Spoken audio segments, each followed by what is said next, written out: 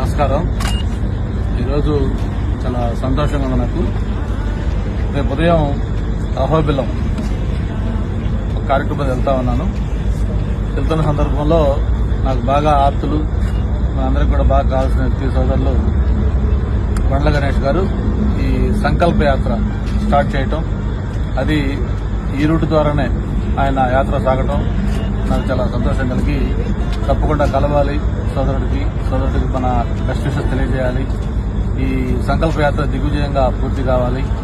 తను చెప్పినట్టుగా ఒక మంచి సంకల్పంతో ఈ సంకల్ప యాత్ర స్టార్ట్ అయింది. ఖచ్చితంగా అతని సంకల్పం నెరవేరుతుందని చెప్పని నేను కోరుకుంటా ఉన్నాను. తను చెప్పినట్టుగా ఇది ఒక రాజకీయ యాత్ర కాదు, కేవలం తను ఏదైతే నమ్ముకున్నారో ఆ నమ్ముకున్న వ్యక్తి కష్టంలో ఉన్నప్పుడు తనను క్షేమంగా బయటకు వచ్చిన తర్వాత ఇక్కడి నుంచి తిరుపతి వెంకటేశ్వర స్వామి దగ్గరికి చేరుకుని పాదయాత్ర ద్వారా ఆ మొక్కు చెల్లించుకుంటారని చెప్పిన మాట ప్రకారం ఆ యాత్ర మొదలుపెట్టి ఈరోజు 5వ రోజు దాదాపు 125 కిలోమీటర్లు కంప్లీట్ చేసుకున్నారు.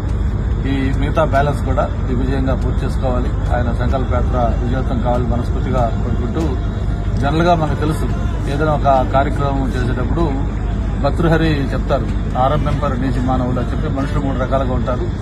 ఏదైతే ఒక కార్యక్రమాన్ని స్టార్ట్ చేసి దాన్ని కొనసాగించి చివరిదాకా విజయం సాధిస్తారో వాళ్ళు ఉత్తములు అని చెప్పని, అటువంటి ఉత్తముల కేటగిరీ ఖచ్చితంగా గణేష్ వస్తాడని నా నమ్మకం. ఈ సంకల్ప యాత్ర దిగ్విజయంగా పూర్తవుతుంది.